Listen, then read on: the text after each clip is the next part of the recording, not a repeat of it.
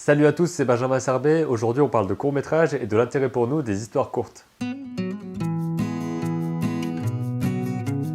y a quelques années, je passais tout mon temps libre à regarder des courts-métrages d'animation faits par des étudiants dans des grandes écoles d'animation qui me faisaient vraiment rêver. Et c'est à ce moment-là que j'ai commencé à me poser des questions sur le format du court-métrage, que j'ai commencé à faire mes propres projets. Je vous en ai déjà parlé un petit peu des projets que j'avais fait au collège. Parce que je me suis dit qu'une histoire de 5 ou 6 minutes pouvait vraiment m'impacter, pouvait vraiment m'inspirer et pouvait me faire rêver, me poser des questions sur plein de choses. Donc je me suis dit que je voulais absolument en faire aussi et que ce serait un super entraînement pour faire des films, mais sans faire un grand film. Avant ça, je regardais des films longs métrages, donc des films d'1h30 la plupart du temps, avec mes dessins animés que je regardais, les Disney, etc. Mais je pense que j'ai commencé à avoir des courts métrages pour la première fois en tant que court métrage avec les Pixar. Vous le savez sûrement, Pixar réalise pas mal de courts métrages qu'ils placent avant leurs films et aussi dans les bonus de leurs DVD. Et ce qui est intéressant de savoir aussi, c'est que la plupart du temps, ce sont de jeunes réalisateurs qui s'exercent là-dessus. Ce sont des chefs de l'animation ou des créateurs de personnages ou des scénaristes qui vont s'essayer à la réalisation de films avec un court métrage et qui parfois peuvent ensuite réaliser un long métrage pour le studio. Et pourquoi est-ce que le court métrage est si intéressant et pertinent au niveau de l'entraînement, au niveau de la première fois qu'on fait un film? Tout simplement parce que c'est une histoire courte. L'un des pièges serait de se dire qu'une histoire courte est forcément plus facile à raconter qu'une histoire plus longue. C'est pas vraiment le cas parce que je pense que pour raconter une histoire courte qui soit impactante et intéressante, il faut vraiment y mettre du sien, il faut vraiment raconter des choses intéressantes en un minimum de temps, et ça c'est vraiment plus compliqué que ce qu'on pense. Et c'est pour ça que c'est une chose à faire, parce que la plupart du temps un court métrage met assez peu de temps à faire, assez peu de temps relativement, parce que ça peut aller de quelques semaines à quelques mois, à peut-être une année, voire plusieurs, pour des vraiment gros courts-métrages avec beaucoup de moyens, etc. Mais dans notre cas, il est carrément possible de réaliser un court-métrage chez soi en travaillant dessus pendant quelques semaines ou quelques mois. C'est d'ailleurs ce que j'avais fait, j'avais réalisé une vidéo par semaine pour vous expliquer exactement comment je faisais, quelles étapes, pourquoi, comment. Je vous invite à cliquer juste là et dans la description pour voir quelques-unes de ces vidéos et me dire aussi un petit peu ce que vous en pensez, si ça peut vous aider à créer vos propres courts-métrages.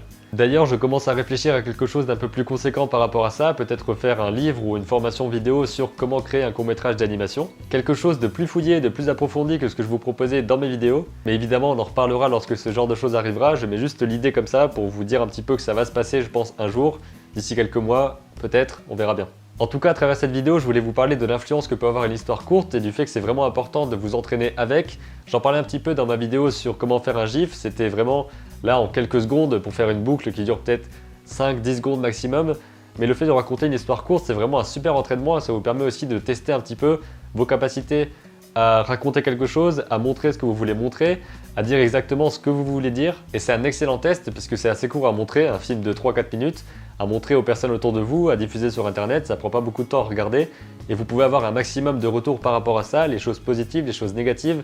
L'important c'est de savoir comment vous arrivez à gérer la narration, comment vous gérez la cinématographie, comment vous gérez le scénario, comment vous gérez aussi techniquement au niveau de l'animation, au niveau du montage, au niveau des couleurs, au niveau de tout ce qui constitue un film, mais à plus petite échelle parce que ça vous prend pas des années à créer. Lorsque vous avez passé quelques mois sur un film, vous pouvez recueillir tous les commentaires par rapport à ça et faire un meilleur film ensuite, ou alors déjà commencer la production dès la fin du premier. Et lors de ces créations, vous pouvez considérer votre film comme un entraînement, mais aussi comme une œuvre à part entière, parce que ce sont des créations complètes que vous avez créées. Comme ça, vous avez de plus en plus de créations, de plus en plus de pratiques. Vous avez aussi de l'expérience qui s'engrange, forcément, parce que si vous passez des mois et des mois et des mois, ça fait des années de pratique où vous allez avoir un entraînement pour savoir comment réaliser un film à votre façon. Et vous allez toujours évoluer à ce niveau-là. Ça peut être intéressant aussi de se donner une limite de temps, donc une deadline, un délai où vous vous dites à ce moment-là, j'aurai fini mon film. Pour ça, les concours sont assez intéressants, mais vous pouvez aussi vous fixer une limite vous-même. On parlera dans une autre vidéo de comment se fixer des limites de temps, est-ce qu'il vaut mieux en fixer ou pas, dans quelle situation, etc. Je pense que ça peut être intéressant de partager ça et de discuter aussi à ce propos. Là, je parle de court-métrage spécifiquement, mais quand je dis histoire courte, ça peut aussi être des histoires écrites, des histoires dessinées en bande dessinée, etc. Le tout, c'est de faire une histoire courte et de tester votre capacité de narration, votre capacité d'auteur, en fait, de conteur d'histoire, et de voir comment ça marche auprès d'un public.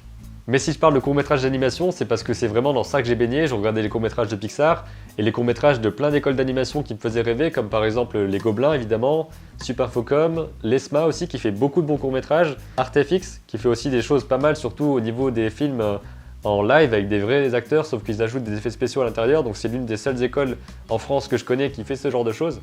Il y a évidemment plein d'autres sources pour voir des courts-métrages d'animation. Il y a les écoles d'animation en France, je vous en ai cité quelques-unes ici, mais il y en a plein d'autres. Il y a aussi d'autres écoles d'animation partout dans le monde, comme par exemple aux États-Unis, CallArt, qui est vraiment l'une des plus réputées, l'une des plus connues.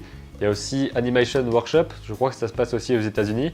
où vous avez vraiment plein de courts-métrages d'animation intéressants à voir. Et ce qui est intéressant de se dire aussi, c'est que beaucoup d'étudiants qui ont travaillé pendant un an sur leur court-métrage de fin d'études sont ensuite recrutés par des gros studios d'animation. Je vous ai mis dans la description quelques liens vers les chaînes de ces écoles-là pour que vous puissiez voir plein de courts-métrages et vous inspirer comme je me suis inspiré depuis des années et que je fais toujours parce qu'il y a vraiment des courts-métrages qui arrivent à chaque promotion, donc à chaque nouvelle année. Et c'est super de voir plein de courts-métrages différents. Je vous invite aussi à aller voir un petit peu les blogs, les forums, tout ce qui parle de ça, parce qu'il y a des gens qui vont vous expliquer un petit peu comment ça se passe. Il y a des gens qui sont en train de produire un court-métrage et qui vous expliquent leur démarche, qui vous demandent des conseils et qui vous montrent comment il fonctionne. Ce sont des choses à voir, à lire, à écouter. Imprégnez-vous de tout ce qui se passe dans le domaine qui vous intéresse. Servez-vous-en de référence, servez-vous-en d'inspiration. Faites-vous un bagage théorique puis passez à l'action en réalisant votre propre court-métrage, en écrivant votre nouvelle. Vous allez créer votre propre histoire courte que vous allez partager, publier, vous allez avoir plein de retours par rapport à ça et vous allez créer de meilleures images et raconter de meilleures histoires.